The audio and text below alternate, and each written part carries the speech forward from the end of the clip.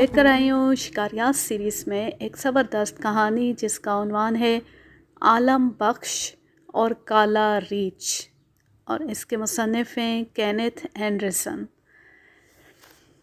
میں نے اپنی اکثر کہانیوں میں ریچھ کا ذکر کیا ہے اور اس نتیجے پر پہنچا ہوں کہ تمام ریچھ بد مزاج، زود رنج اور ناقابل اعتبار ہوتے ہیں۔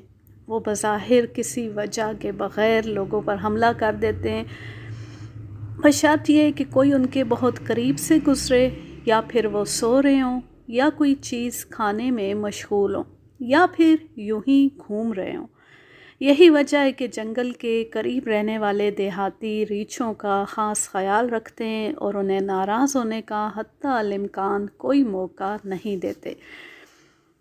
لیکن اس کہانی کا ریچھ اپنی غیر معمولی بد مزاجی اور غیر متوقع حملہ آوری کے سبب اپنی نسل سے الگ ہی دکھائی دیتا تھا۔ وہ لوگوں پر خواہ مخواہ حملہ آور ہو جاتا، خواہ ایسا کرنے کے لیے اسے بہت فاصلہ ہی کیوں نہ طے کرنا پڑتا۔ اس کے اس غیر معمولی برتاؤ کی وجہ کا سراغ لگانا مشکل ہے۔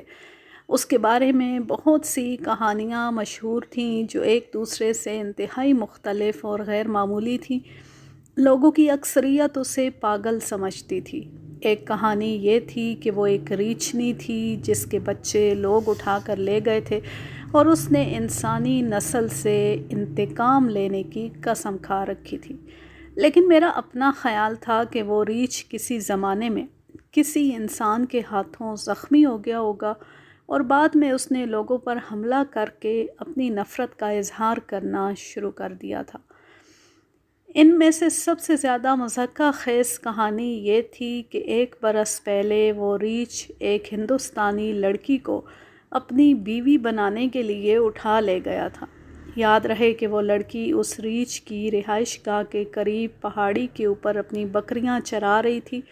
سارا گاؤں اس لڑکی کی مدد کے لیے پہنچ گیا اور لوگ اس لڑکی کو ریچھ کے پنجے سے چھڑا لائے۔ لوگوں کی اس حرکت پر ریچھ مشتعل ہو گیا اور اس نے انسانوں پر حملہ کرنا اپنی زندگی کا اولین مقصد بنا لیا۔ وجہ خواہ کچھ بھی ہو، لیکن یہ حقیقت ہے کہ اس ریچھ نے بہت سے لوگوں پر حملہ کیا تھا۔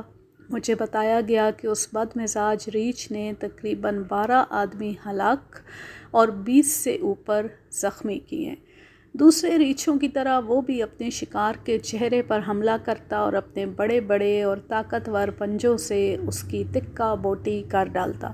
اس کے ہاتھوں زخمی ہوئے لوگوں میں سے زیادہ تر کی 1 یا 2 آنکھیں اس نے نکال دی تھیں۔ بعضوں کے ناک اور گال اس نے چبا ڈالے تھے۔ جو لوگ اس کے ہاتھوں ہلاک ہوئے تھے ان میں اکثریت کے سر اس نے 2 پارہ کر دیے تھے۔ مقامی خبریں یہ بتاتی تھیں کہ ریچھ آدم خور ہو گیا تھا۔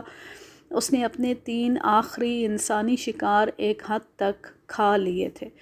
ان خبروں کی صداقت معلوم کرنے کا موقع مجھے نہ مل سکا، لیکن میں انہیں ایک حد تک صحیح خیال کرتا تھا۔ اگرچہ ہندوستانی ریچھ زیادہ تر سبزیوں اور پھلوں پر گزر اوقات کرتا ہے، یہ بھی دیکھنے میں آیا ہے کہ بعض اوقات وہ گوشت کو بھی پسند کرنے لگتا ہے، خاص طور پر تازہ گوشت، خواہ وہ انسان ہی کا کیوں نہ ہو۔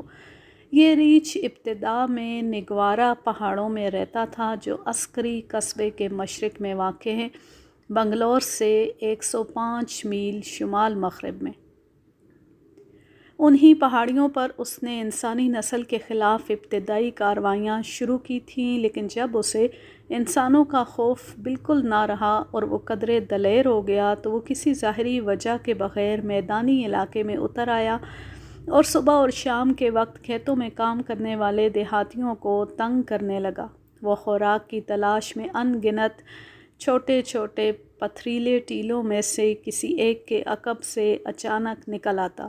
میں اس ریچھ کے بارے میں 1 برس سے گاہے بگاہے خبریں سن رہا تھا، مگر میں نے ان پر زیادہ توجہ نہ دی تھی کیونکہ میرا خیال تھا کہ اس کی خون ریزیوں کی زیادہ تر کہانیاں مبالغہ آمیزی پر مبنی تھیں۔ اس کے علاوہ میرا دوست برون اس علاقے میں موجود تھا اور مجھے یقین تھا کہ وہ اس ریچھ سے بخوبی نمٹ لے گا، لہٰذا میں نے اس ریچھ کے تعاقب میں جانے اور اس کی تخریبی کارروائیاں ختم کرنے کی ضرورت محسوس نہ کی۔ لیکن ایک واقعے نے مجھے یہ ضرورت محسوس کرا دی۔ عالم بخش نام کا میرا ایک پرانا دوست ہے جو عسکری سے شموگا جانے والی سڑک پر واقع ایک مسلمان بزرگ کے مزار کا محافظ ہے۔ اس بزرگ کو وفات پائے 50 برس سے اوپر ہو چکے ہیں۔ مسلمان بزرگوں کی اس قسم کی بہت سی زیارت گاہیں سارے ہندوستان میں پھیلی ہوئی ہیں جو مسلمانوں کے نزدیک بے حد مقدس ہیں۔ ہر ایسے مزار کی حفاظت کے لیے کم از کم ایک محافظ ضرور ہوتا ہے جو رہتا بھی وہیں ہے۔ اس کے فرائض میں سے ایک فرض ہر شام مزار پر چراغ روشن کرنا ہوتا ہے جو ساری رات جلتا رہتا ہے۔ عالم بخش سے میری پہلی ملاقات ایک اندھیری رات کو ہوئی۔ میں شیر کے شکار پر بنگلور شموگا جا رہا تھا۔ میری کار کا ایک پچھلا پہیہ اچانک نکل گیا اور بریک بڑی زور سے سڑک کے ساتھ ٹکرائی۔ اس وقت میں اکیلا تھا۔ کار سے اتر کر جب میں نے صورتحال کا جائزہ لیا تو مایوس ہونے کے ساتھ ساتھ مجھے غصہ بھی آیا۔ خوش قسمتی سے یہ حادثہ اس مزار کے بالکل سامنے ہوا تھا اور بوڑھا عالم بخش سڑک سے بریک کے ٹکرانے کی آواز سن کر اپنے حجرے سے باہر نکل آیا۔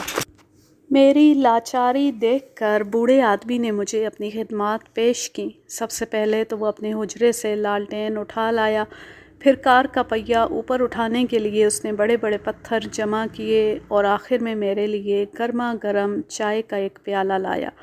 پہیہ تبدیل کرنے کے بعد میں نے بوڑھے کا شکریہ ادا کیا اور اس سے وعدہ کیا کہ جب کبھی مجھے ادھر سے گزرنے کا اتفاق ہوا میں ضرور اسے ملا کروں گا۔ اپنے اس وعدے پر میں بڑی وفاداری سے قائم رہا اور جب کبھی اس طرف جاتا اس کے لیے کچھ نہ کچھ ضرور لے جاتا۔ اس مزار کے عقب میں کوئی 400 گز کے فاصلے پر پتھریلے ٹیلوں کا ایک سلسلہ ہے جہاں جھاڑیاں وغیرہ اگی ہوئی ہیں۔ ٹیلوں کے اس سلسلے اور مزار کے ساتھ سڑک کے کنارے کنارے کھیت پھیلے ہوئے ہیں جن میں مونسون کی بارشوں کے بعد دیہاتی مونگ پھلی کی کاشت کرتے ہیں۔ شاید آپ کو معلوم ہو کہ ریچھ مونگ پھلی کے بڑے شوقین ہوتے ہیں۔ ظاہر ہے کہ اس کہانی کا بدمزاج ریچھ بھی اس لحاظ سے دوسرے ریچھوں سے مختلف نہ تھا۔ ان پتھریلے ٹیلوں میں اس کے لیے بہت سی رہائش گاہیں تھیں اور پھر مونگ پھلی کی دلکشی، لہٰذا اس نے انہی چٹانوں میں رہنا شروع کر دیا۔ اس نے ایک بڑی سی چٹان کے نیچے ایک غار میں رہائش اختیار کر لی۔ غروب آفتاب کے وقت جب وہ بھوکا ہوتا اسے اکثر غار سے نکل کر مونگ پھلی کے کھیتوں کی طرف آتے دیکھا گیا تھا۔ وہاں سے وہ رات بھر مونگ پھلی اور اس کی جڑیں کھانے میں مصروف رہتا اور صبح کے وقت بھرے ہوئے پیٹ سے بڑے تساہلانہ انداز میں چلتا ہوا اپنی رہائش گاہ میں گھس جاتا اور اپنے گرم گرم بستر میں غار کے سخت چٹان پہ گہری نیند میں مگن گزار دیتا اور سو جاتا۔ یہاں میں یہ بتانا بھول گیا ہوں کہ اسی پہاڑی سلسلے کی دوسری طرف ایک بڑا سا جوہر تھا، لہٰذا اب آپ خود ہی اندازہ کر سکتے ہیں کہ ہمارے اس کالے بدمزاج دوست کو اور کس چیز کی خواہش ہو سکتی تھی۔ مزار کے قریب سڑک کے کنارے کنارے دور تک انجیروں کے درخت لگے ہوئے تھے۔ اس زمانے میں وہ درخت پھل لائے ہوئے تھے اور سرخ اور خوش رنگ انجیر سے درختوں کی شاخیں جھکی ہوئی تھیں۔ جب انجیریں زیادہ پک جاتیں اور انہیں توڑنے والا کوئی نہ ہوتا تو پکا ہوا پھل خود بخود گر کر غالیچے کی طرح زمین پر پھیل جاتا۔ دن کے وقت ہزاروں پرندے درختوں پر بسیرا کرنے آ جاتے اور وہ پھل کھانے کے ساتھ ساتھ ایک دوسرے سے الجھتے اور شور مچاتے۔ شاخوں پر ان پرندوں کے پھدکنے سے مزید پھل زمین پر گر جاتا۔ حقیقت میں وہ اتنی مقدار میں پھل کھاتے نہ تھے جس قدر زمین پر گرا دیتے تھے۔ زمین پر گرا ہوا یہ پھل اس ریچھ کے لیے مزید دلچسپی کا سامان مہیا کر رہا تھا۔ ریچھ مونگ پھلی اور پودوں کی جڑوں سے پیٹ بھرنے کے بعد منہ کا ذائقہ بدلنے کے لیے اس طرف آ نکلتا اور مٹھائی کے طور پر تھوڑی بہت انجیریں کھا کر اپنی رہائش گاہ کا رخ کرتا۔ عالم بخش کا ایک لڑکا تھا، اس کی عمر کوئی 22 برس ہوگی۔ عالم بخش اور اس کی بیوی اس لڑکے اور چھوٹی لڑکی کے ہمراہ مزار کے حجرے میں رہتے تھے۔ ایک رات تقریباً 9 بجے جب یہ سب لوگ کھانے سے فارغ ہو کر سونے کی تیاری کر رہے تھے تو لڑکا کسی کام سے باہر گیا۔ وہ اندھیری رات تھی اور اتفاق سے ریچھ انجیریں کھانے میں مشغول تھا۔ اچانک غیر متوقع طور پر انسان کو دیکھ کر اسے خیال گزرا کہ اس کے کھانے میں بے جا مداخلت کے لیے وہ لڑکا وہاں آیا ہے، لہٰذا اس نے ایک دم لڑکے پر حملہ کر دیا۔ اس مرتبہ ریچھ نے معمول کے خلاف لڑکے کے چہرے پر کاٹنے کے بجائے اس کی گردن پر کاٹا۔ لڑکے نے چیخنے کی کوشش بھی کی، وہ ریچھ سے لڑا بھی۔ ریچھ نے اسے دوبارہ کاٹا، اس دفعہ اس کے ناک اور ایک آنکھ پر۔ پھر اس نے لڑکے کی چھاتی، کندھے اور پشت کو دانتوں سے بری طرح زخمی کیا۔ لڑکے کو اچھی طرح زخمی کرنے کے بعد ریچھ اسے چھوڑ کر تاریکی میں غائب ہو گیا۔ لڑکا خون میں نہایا ہوا گرتا پڑتا حجرے تک پہنچنے میں کامیاب ہو گیا۔ اس کی شہرگ میں ایک بڑا سوراخ ہو گیا تھا۔ اگرچہ اس کے والدین نے پھٹے پرانے کپڑوں سے اس کا شہرگ کا سوراخ بند کرنے کی کوشش کی، مگر وہ اس مقصد میں کامیاب نہ ہوئے۔ ایک کے بعد دوسرا کپڑا لہو سے تر ہوتا گیا اور آخر لڑکا اپنے والدین اور بہن کو داغ مفارقت دے گیا۔ ادھر ریچھ مونگ پھلی اور انجیروں سے پیٹ بھر کر اپنی پناہ گاہ میں آرام کر رہا تھا۔ عالم بخش ایک غریب انسان تھا۔ اس کے پاس اتنے پیسے نہ تھے کہ مجھے تار کے ذریعے صورتحال سے آگاہ کر سکتا، نہ ہی ریل گاڑی یا بس کے ذریعے بنگلور پہنچنے کی اس میں مالی سکت تھی۔ اس نے مجھے ایک پوسٹ کارڈ لکھ دیا جس پر اس نے اپنی درد بھری کہانی ٹوٹے پھوٹے الفاظ میں لکھی ہوئی تھی۔ خط پر اس کے آنسوؤں کے دھبے بھی تھے۔ پوسٹ کارڈ 2 دن بعد مجھے ملا اور میں 3 گھنٹوں کے اندر اندر تیاری کر کے اس کی مدد کے لیے چل پڑا۔ میرا اندازہ تھا کہ ریچھ کو ہلاک کرنا کوئی ایسا مشکل کام نہ ہوگا اور اس کام میں مجھے زیادہ سے زیادہ 2-3 گھنٹے لگیں گے، اس لیے میں نے لمبے دورے کی تیاری نہ کی تھی۔ میں نے اپنے ہمراہ ٹارچ، 405 ونچسٹر رائفل اور کپڑوں کا فقط ایک جوڑا لیا۔ میں شام کے 5 بجے سے پہلے عالم بخش کے پاس پہنچ گیا اور اسے مجھے اپنی داستان سنانے میں زیادہ وقت نہ لگا۔ وہ چاندنی راتیں نہ تھیں، اس کے باوجود میں نے جس منصوبے پر چلنا تھا وہ بڑا سیدھا سادہ تھا، یعنی اندھیرا پھیلنے کے بعد میں نے ٹارچ کی مدد سے ریچھ کی تلاش میں نکل پڑنا تھا۔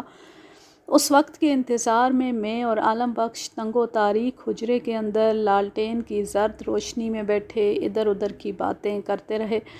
وہ بار بار غمگین لہجے میں اپنے بیٹے کی موت کا ذکر کرتا اور عالم بخش، اس کی بیوی اور بیٹی بے اختیار رونے لگتے۔ مجھے ان کے دکھ کا احساس تھا، لہٰذا خاموشی سے ان کے دکھ میں شریک رہا۔ آخر 8 بج گئے اور میں نے ریچھ کی تلاش میں باہر نکلنے کا فیصلہ کر لیا۔ اپنی رائفل بھر کر اور یہ دیکھتے ہوئے کہ ٹارچ کام کر رہی ہے، میں باہر نکل پڑا۔ جب میں باہر نکلا تو عالم بخش نے حجرے کا دروازہ بند کر لیا۔ باہر بڑا کثیف اندھیرا تھا، لہٰذا میں نے رائفل کی نالی سے لگی ہوئی ٹارچ روشن کر لی۔ ٹارچ کی روشنی میں میری بائیں سمت مونگ پھلی کے کھیتوں اور دائیں سمت سڑک کے کنارے انجیر کے درختوں پر پڑ رہی تھی۔ مجھے گرد و نواح میں کہیں ریچھ دکھائی نہ دیا، لہٰذا میں اس کی تلاش میں نکل پڑا اور اپنی تلاش کا آغاز انجیر کے درختوں سے کیا۔ یہ درخت سڑک کے 2 رویہ اگے ہوئے تھے۔ میں سڑک کے بیچوں بیچ چل رہا تھا اور ٹارچ کی روشنی کبھی اس طرف اور کبھی اس طرف گھما رہا تھا۔ اسی انداز میں 1.5 میل تک چلتا ہوا عسکری تک پہنچ گیا، مگر مجھے کہیں ریچھ دکھائی نہ دیا۔ پھر میں واپس چلا آیا اور مزار تک پہنچ کر وہاں سے مزید 1.5 میل مخالف سمت میں گیا، لیکن پھر بھی ریچھ کے کہیں آثار دکھائی نہ دیے، اور آخر میں پھر مزار پر لوٹ آیا اور مونگ پھلی کے کھیتوں میں ریچھ کو تلاش کرنے لگا۔ مونگ پھلی کے کھیتوں میں ٹارچ کی روشنی میں مجھے چمکدار آنکھوں کے کئی جوڑے دکھائی دیے، لیکن وہ خرگوش اور گیدڑ نکلے۔ میں نے پتھریلے ٹیلوں پر چکر لگایا اور پھر جوہڑ کے کنارے گیا۔ اس ساری تگ و دو کے باوجود بھی مجھے ریچھ کہیں نظر نہ آیا۔ پھر میں پہاڑی سلسلے کے ساتھ ساتھ چلنے لگا اور اس کے ارد گرد 2 چکر لگائے، میں ٹارچ کی روشنی ٹیلوں کے اوپر اور ہر سمت ڈال رہا تھا تو میرا پاؤں ایک سانپ پر پڑتے پڑتے بچا۔ وہ سانپ میرے راستے میں دو چٹانوں کے درمیان کنڈلی مارے بیٹھا تھا۔ میرا پاؤں اس سے چند انچ پر تھا کہ سانپ نے حرکت کی اور میرے پاؤں پر ڈنک مارنے کے لیے پھن اٹھایا۔ اس کے جسم کی سرسراہٹ نے مجھے ایک دم چوکنا کر دیا اور میں الٹے قدموں چھلانگ لگا کر پیچھے ہٹ گیا۔ اب ٹارچ کی روشنی سانپ پر پڑ رہی تھی۔ جو ہی میں نے وہاں سے اپنا پاؤں اٹھایا، سانپ نے دوسرے ہی لمحے اسی جگہ زمین پر ڈنک مار دیا۔ میری جان بڑی مشکل سے بچی تھی۔ جی میں آیا کہ سانپ کا کام تمام کر دوں، لیکن گولی کی آواز نے خاصا شور بپا کرنا تھا اور قرب و جوار میں اگر ریچھ کہیں ہوتا تو وہ ڈر جاتا۔ اس کے علاوہ ایک کارتوس بھی ضائع ہو جاتا۔ میں نے ایک چھوٹا سا پتھر اٹھا کر سانپ کو مارا اور وہ رینگتا ہوا چٹانوں کے نیچے غائب ہو گیا۔ اس وقت تک میں اس نتیجے پر پہنچ چکا تھا کہ یا تو ریچھ کہیں بہت دور نکل گیا تھا یا پھر وہ بھوکا نہیں تھا اور اپنے غار ہی میں سویا ہوا تھا۔ میں یہ فیصلہ کر کے عالم بخش کے حجرے میں واپس چلا آیا کہ 2 گھنٹوں کے بعد پھر ایک چکر لگاؤں گا۔ 2 گھنٹوں کے بعد میں نے مزید 2 چکر لگائے، مگر اس مرتبہ بھی ریچھ سے ملاقات نہ ہو سکی۔ جب صبح کی نرم روشنی پھیل رہی تھی تو اس وقت بھی میں اپنے دشمن کی تلاش میں ٹیلوں پر گھوم رہا تھا۔ صبح کے وقت میں نے عالم بخش کو بتایا کہ میں واپس بنگلور جا رہا ہوں، لیکن اس نے مجھ سے شام تک مزید قیام کرنے اور پہاڑیوں میں ریچھ کی قیام گاہ تلاش کرنے کی درخواست کی۔ اس دوران میں عالم بخش کی بیوی نے پراٹھے اور چائے تیار کر لی تھی۔ یہ میرا ناشتہ تھا جسے میں نے بڑی رغبت سے کھایا۔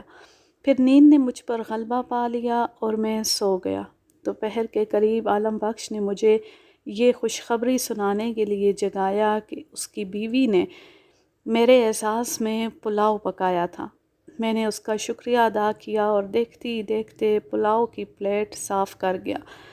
اپنی بیوی کا پکایا ہوا کھانا مجھے اس رغبت سے کھاتے دیکھ کر عالم بخش بڑا خوش ہوا اور اس کی آنکھوں میں شکر گزاری کی جھلک ابھر آئی۔ اب سورج زاویہ قائمہ پر تھا اور اس کی تیز شعاعیں چٹانوں کو آگ بنائے ہوئے تھی۔ میں جانتا تھا کہ ریچھ کو تلاش کرنے کا یہ بہترین وقت تھا، کیونکہ میرے خیال کے مطابق وہ اپنی آرام گاہ میں گہری نیند کے مزے لے رہا ہوگا۔ اس دفعہ عالم بخش میرے ساتھ آیا اور اس نے 50 گز کے فاصلے پر رک کر اس پہاڑی کی طرف اشارہ کر دیا جس کی کھو میں ریچھ کی غار تھی۔ میں نے ربڑ کے جوتے پہن رکھے تھے، لہٰذا میں کسی قسم کی آہٹ کیے بغیر پنجوں کے بل چلتا ہوا اس غار کے منہ تک پہنچ گیا۔ ربڑ کے جوتوں سے مجھے یہ تو یقیناً فائدہ تھا کہ ان سے کسی قسم کی آہٹ نہ ہوتی تھی، مگر ان کی ایک بہت بڑی تکلیف مجھے اب محسوس ہو رہی تھی۔ گرم چٹانوں پر وہ تپنے لگے تھے اور میرے پاؤں کا برا حال ہو رہا تھا۔ غار کے منہ پر پہنچ کر میں تھوڑا سا آگے کی سمت جھکا اور غار کے اندر سے کسی قسم کی آواز سننے کی کوشش کرنے لگا۔ سویا ہوا ریچھ آدمی کی طرح زور زور سے خراٹے لیتا ہے۔ مجھے امید تھی کہ ریچھ گہری نیند سویا ہوگا اور میں اس کی آواز سن سکوں گا، لیکن میرے کانوں سے کوئی آواز نہ ٹکرائی اور چند منٹ تک کانوں پر زور دینے کے بعد دھوپ کی شدت سے میرے لیے وہاں مزید ٹھہرنا ناممکن ہو گیا۔ میرے قریب ہی چند کنکر پڑے ہوئے تھے، انہیں اٹھا کر ایک ایک کر کے میں غار کے اندر پھینکنے لگا۔ سب شکاری یہ بات بخوبی جانتے ہیں کہ سوئے ہوئے ریچھ کو جب کنکر وغیرہ لگے تو وہ بہت مشتعل ہو جاتا ہے، لیکن اب بھی مجھے غار کے اندر سے کوئی آواز سنائی نہ دے رہی تھی۔ اب کہ میں نے چند بڑے کنکر اٹھائے اور انہیں غار کے اندر زور زور سے پھینکنے لگا، لیکن اس دفعہ بھی پہلے کی طرح خاموشی طاری رہی۔ اس سے میں نے یہ نتیجہ اخذ کر لیا کہ ریچھ غار کے اندر موجود نہ تھا۔ پہاڑی سے اتر کر میں نے عالم بخش کو صورتحال سے آگاہ کر دیا۔ پھر میں نے اسے بتایا کہ میں بنگلور واپس جا رہا تھا، لیکن جانے سے پہلے میں عالم بخش کو کچھ روپے اس غرض سے دیتا گیا کہ جو ہی ریچھ دوبارہ دکھائی دے وہ مجھے تار روانہ کر دے۔ ایک ماہ گزر گیا مگر عالم بخش کی طرف سے مجھے کوئی اطلاع نہ آئی۔ مزار سے 20 میل شمال مغرب کی طرف ریاست میسور کے قادر ضلع میں چک میگولر کے جنگلات کا سلسلہ شروع ہو جاتا ہے۔ چک میگولر اور قادر کے تقریباً درمیان میں سکریپتنا کا قصبہ ہے جو چاروں طرف سے جنگل سے گھرا ہوا ہے۔ ریچھ کے متعلق مجھ تک جو اگلی خبر پہنچی وہ یہ تھی کہ اس نے سکریپتنا کے قریب 2 لکڑہاروں کو بری طرح زخمی کیا تھا۔ ان میں سے ایک بعد میں مر گیا تھا۔ چک میگولر کے ڈسٹرکٹ فارسٹ آفیسر نے وہ ریچھ ہلاک کرنے کے سلسلے میں مجھ سے درخواست کی۔ میں نے اندازہ کیا کہ یہ وہی ریچھ تھا جس نے عالم بخش کے بیٹے کو ہلاک کیا تھا، لیکن ایک ریچھ کو اتنے بڑے جنگل میں تلاش کرنا گھاس کے ڈھیر میں سے سوئی تلاش کرنے کے مترادف تھا۔ لہٰذا میں نے ڈسٹرکٹ فارسٹ آفیسر کو لکھا کہ وہ ریچھ کے متعلق مزید معلومات حاصل کر کے مجھے اس کے صحیح حلیے اور موجودہ جائے رہائش سے مطلع کرے۔ 10 دن بعد اس نے مجھے خط لکھا کہ ریچھ قصبے سے 3 میل دور ایک پہاڑی کے پیندے میں ایک جھیل کے کنارے بڑی سی غار میں رہتا تھا۔ یہ پہاڑی اور جھیل جنگل کے ایک راستے پر واقع تھی۔ اس نے مجھے یہ بھی لکھا کہ ریچھ نے جنگل کے ایک محافظ کو بری طرح زخمی کر دیا ہے۔ وہ محافظ اس راستے پر نگرانی کے فرائض انجام دے رہا تھا۔ میں اپنے کار میں چک میگولر پہنچ گیا اور وہاں سے ڈسٹرکٹ فارسٹ آفیسر کو ہمراہ لے کر سکریپتنا کی سمت چل پڑا۔ وہاں ایک چھوٹا سا ریسٹ ہاؤس ہے جو محکمہ جنگلات کی ملکیت ہے۔ آئندہ چند دنوں کے لیے میں نے اس ریسٹ ہاؤس کو اپنا ہیڈ کوارٹر بنا لیا۔ آپ اسے خوش قسمتی کہیں یا بدقسمتی، اگلے دن ہی دوپہر کے وقت ایک آدمی بھاگا بھاگا ریسٹ ہاؤس آیا اور اس نے بتایا کہ اس کا بھائی ریچھ والی پہاڑی کے نزدیک مویشی چرا رہا تھا کہ ریچھ نے اس پر حملہ کر دیا۔ وہ مدد کے لیے پکارا مگر اس کی پکار ریچھ کی ہرراہٹ میں دب کر رہ گئی۔ اس کا بھائی جو پہاڑی کے نیچے جنگل کے راستے کے قریب تھا، اپنے مظلوم بھائی کی آواز سن کر بھاگم بھاگ بنگلے پر پہنچ گیا تھا۔ ریچھ بڑا تساہل پسند جانور ہے۔ دن کے وقت چلنے پھرنے سے گریز کرتا ہے۔ وہ زیادہ تر صبح یا شام کے وقت دکھائی دیتا ہے۔ دوپہر کے وقت وہ کبھی نظر نہیں آیا۔ شاید بدقسمتی سے وہ چرواہا غلطی سے اس جگہ پہنچ گیا تھا جہاں ریچھ استراحت میں مصروف تھا اور اس چرواہے کی اس مداخلت پر وہ غصے میں آ گیا تھا۔ اس عجیب حملے کی میرے پاس یہی ممکنہ تشریح ہے۔ وہ کوئی 4:30 بجے کے قریب یہ خبر لایا تھا۔ میں رائفل، ٹارچ اور 3-4 مددگاروں کو ہمراہ لے کر اس بدقسمت چرواہے کی مدد کو چل پڑا۔ مجھے جلد ہی پتہ چل گیا کہ خبر لانے والے چرواہے نے جائے حادثہ کا جو فاصلہ بتایا تھا اس سے اصل فاصلہ کہیں زیادہ تھا۔ ہم تقریباً 6 میل طے کر چکے تھے۔ آخر ہم ایک ایسی پہاڑی کے پیندے میں پہنچے جو جھاڑیوں اور بانس کے گھنے درختوں سے ڈھکی ہوئی تھی۔ اس وقت 6 بجنے والے تھے اور سردیاں شروع ہونے کے سبب ہر طرف اندھیرا پھیلنے لگا تھا۔ جو آدمی میں اپنے ہمراہ لایا تھا انہوں نے مزید آگے جانے سے انکار کر دیا۔ وہ سکرینپتا جانے کی تیاری کرنے لگے اور مجھے بھی مشورہ دیا کہ میں بھی ان کے ہمراہ چلوں اور ریچھ کی تلاش اگلی صبح پر ملتوی کر دوں۔ اس بدقسمت چرواہے کا بھائی وہیں کھڑے رہنے کو تیار تھا جہاں ہم اس وقت کھڑے تھے، مگر جہاں تک جنگل میں میرا ساتھ دینے کا تعلق تھا تو اس نے بھی انکار کر دیا۔ وہ زیادہ سے زیادہ میری یہی مدد کر سکتا تھا کہ ہاتھ کے اشارے سے اس نے رقبے کی طرف اشارہ کر دیا جہاں ریچھ نے اس کے بھائی کو زخمی کیا تھا۔ خاص جائے حادثہ پر جانے سے وہ بھی ڈرتا تھا۔ آخر میں تنہا ہی اس سمت چل پڑا۔ تھوڑا آگے چل کر میں زخمی چرواہے کا نام بلند آواز میں لینے لگا۔ کئی دفعہ پکارنے پر بھی میری آواز کا جواب نہ آیا۔ میں زیادہ گھنے جنگل میں داخل ہوتا گیا۔ جب اندھیرے کے سبب مجھے راستہ سجھائی دینا بند ہو گیا تو میں نے ٹارچ روشن کر لی۔ تھوڑا آگے چل کر جھاڑیاں اس قدر گھنی ہو گئیں کہ ان میں سے گزرنا ناممکن تھا۔ میں واپس مڑنے والا تھا کہ مجھے یوں محسوس ہوا جیسے میں نے کراہنے کی آواز سنی ہو۔ جہاں میں کھڑا تھا وہاں سے آگے زمین ایک ڈھلان کی شکل اختیار کر کے دو پہاڑی سلسلوں کے درمیان میں ایک وادی کی شکل میں پھیلی ہوئی تھی۔ کراہنے کی آواز مجھے اس وادی میں سے آ رہی تھی۔ اس چرواہے کا نام تھما تھا۔ میں نے دونوں ہاتھ منہ کے قریب لاتے ہوئے بلند آواز میں اس کا نام لیا۔ چند دفعہ پکارنے کے بعد میں جواب کے لیے ہمہ گوش ہو جاتا۔ مجھے پھر کراہنے کی مدھم سی آواز سنائی دی۔ یہ آواز یقیناً وادی میں سے آ رہی تھی۔ میں جدوجہد کر کے جھاڑیوں کو چیرتا ہوا ڈھلان پر سے اترنے لگا۔ کبھی چٹانوں اور پتھروں پر سے میرا پاؤں پھسل جاتا اور خاردار جھاڑیاں میرے دامن سے الجھ جاتی۔ تقریباً 200 گز چلنے پر میں نے پھر بلند آواز میں پکارا۔ چند لمحوں بعد مجھے اپنی دائیں جانب پھر کراہنے کی آواز سنائی دی، جیسے کوئی میری آواز کا جواب دینے کی کوشش کر رہا ہو۔ میں جھاڑیوں سے الجھتا ہوا دائیں سمت بڑھنے لگا اور آخر ایک جگہ مجھے تھما دکھائی دیا۔ وہ ایک درخت کے نیچے اپنے خون میں لت پت پڑا تھا۔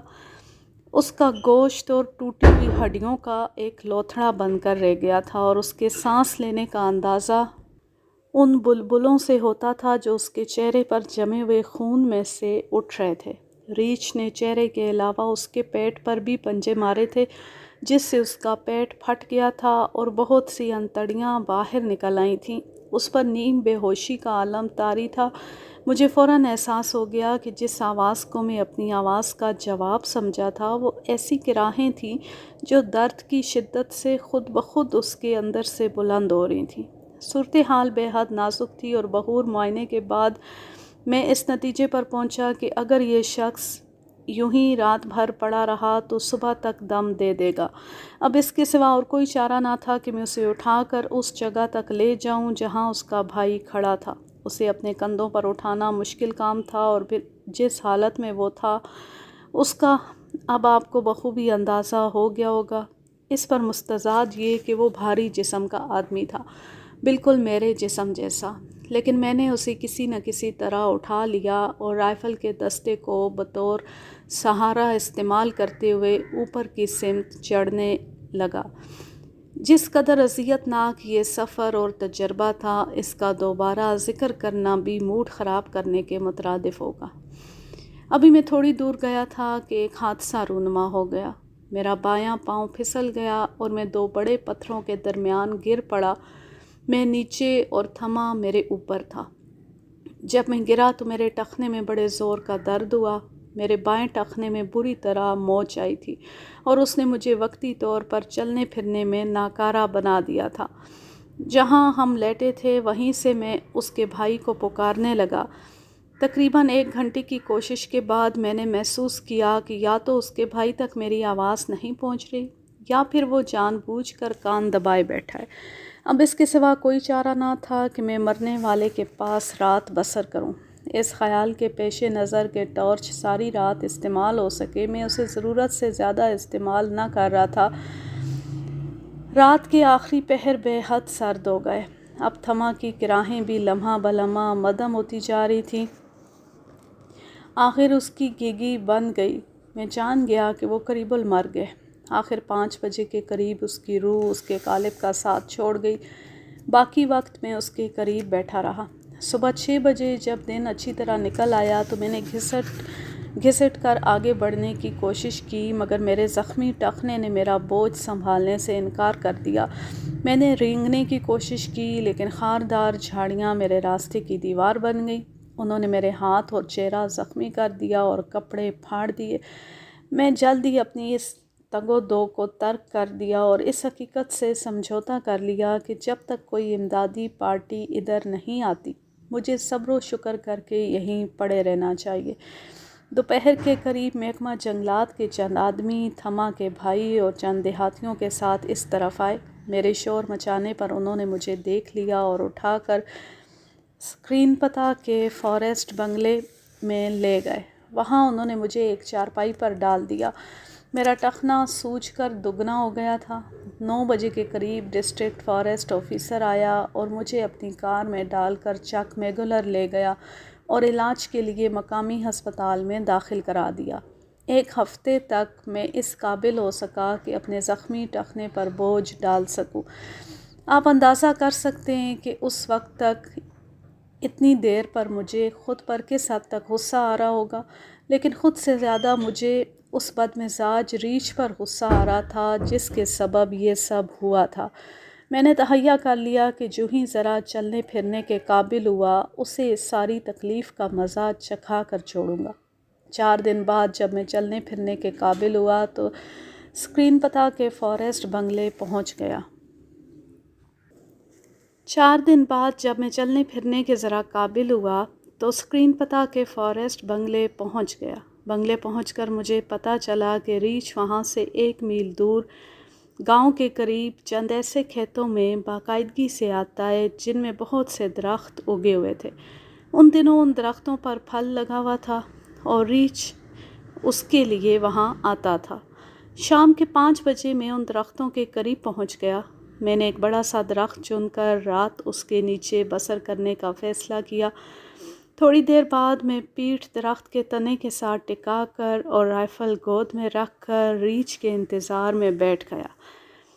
رات کے کوئی 11 بجے مجھے ایک خراتا ہوا ریچھ اپنی سمت آتا ہوا دکھائی دیا۔ وہ راستے میں کوئی نہ کوئی چیز اٹھانے کے لیے رک جاتا۔ جب وہ میرے ذرا زیادہ قریب آ گیا تو اس نے ایک کھیت میں سے کچھ جڑیں وغیرہ نکالنے کے لیے زمین کھودنی شروع کر دی۔ درختوں تک پہنچنے میں اسے تقریباً 1 گھنٹہ لگا۔ اس وقت تک میں اس کا سامنا کرنے کے لیے پوری طرح تیار ہو چکا تھا۔ آخر وہ جھاڑیوں میں سے نکل کر کھلی جگہ پر آ گیا۔ ستاروں کی مدھم روشنی میں سیاہی کا ایک کالا دھبا مجھے دکھائی دے رہا تھا۔ میں نے ٹارچ کا بٹن دبا دیا اور روشنی کے ہالے نے ریچھ کو اپنے گھیرے میں لے لیا۔ اس نے اپنی پچھلی ٹانگوں پر کھڑے ہو کر میری طرف حیرت سے دیکھا۔ میں نے اس کی اگلی 2 ٹانگوں کے اوپر چھاتی کے درمیان وی کے سفید نشان پر گولی جما دی۔ فقط ایک گولی کھا کر وہ گر پڑا۔ میرا خیال تھا کہ وہ اتنی جلد ہمت نہ ہارے گا، لہٰذا میں نے دوسری گولی اس کے لیے تیار رکھی، مگر وہ پہلی گولی ہی سے ٹھنڈا ہو چکا تھا۔ اگرچہ ریچھ بڑے زود رنج ہوتے ہیں اور ایک دم غصے میں آ جاتے ہیں، مگر عموماً وہ بے ضرر ہوتے ہیں، لیکن یہ ریچھ نہایت عجیب و غریب فطرت کا مالک تھا اور جان بوجھ کر انسان دشمن بن گیا تھا۔ اس نے چند آدمیوں کو کسی وجہ کے بغیر بڑے خوفناک انداز میں ہلاک کیا تھا۔ اس کہانی کا ماخذ ہے شیر آیا، جم کاربیٹ، کینتھ اینڈرسن اور دیگر، میری لائبریری، لاہور، سن 1963۔ یہ زبردست کہانی اپنے اختتام کو پہنچی۔ اب میں لیتی ہوں آپ سے اجازت۔ جانے خوش رہیں، شاد و آباد رہیں، ہنستے مسکراتے رہیں، اور اگر یہ کہانی یا میرا انداز پسند آئے تو اس چینل کو سبسکرائب ضرور کر لیں اور بیل آئیکن کو ضرور پریس کریں تاکہ آنے والی ہر نیو ویڈیو کی نوٹیفیکیشن آپ کو بر وقت ملتی رہے۔ اللہ حافظ، اللہ نگہبان۔